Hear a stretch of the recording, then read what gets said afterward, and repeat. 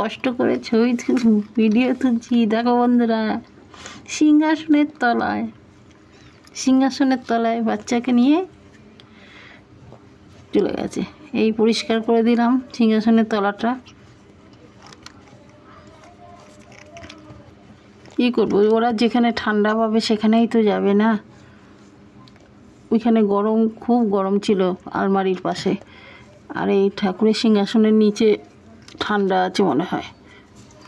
বাবা, কিরে বাঘা, এই বাঘা, বাবারে অত ঘাড়ি ব্যথা হয়ে গেল। বাঘা,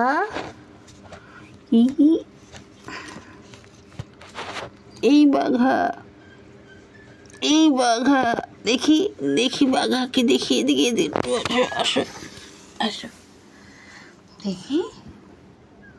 ও মা, চোখ ফুটেছে একটু দেখো বন্ধুরা, একটু চোখ ফুটেছে মনে হচ্ছে। দেখি হ্যাঁ, একটু চোখ ফুটেছে, দেখো বন্ধুরা।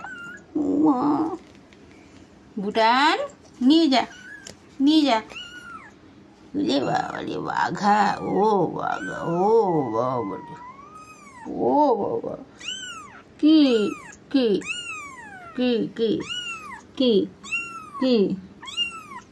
ভুটান,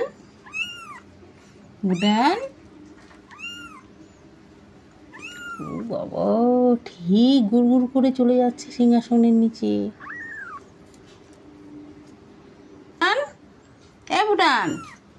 ভুটান,